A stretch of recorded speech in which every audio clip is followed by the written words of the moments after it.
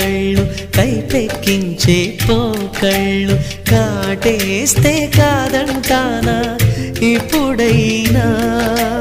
వయసేమైనా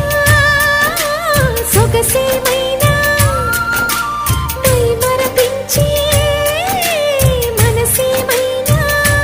నవ్వు నవరాత్రి నీ కోసం తీసుకువస్తున్నా మైనా ఏమైనావే మన్మథ మాసం అయినా ఎంతైనా ఇది మెత్తని మోసం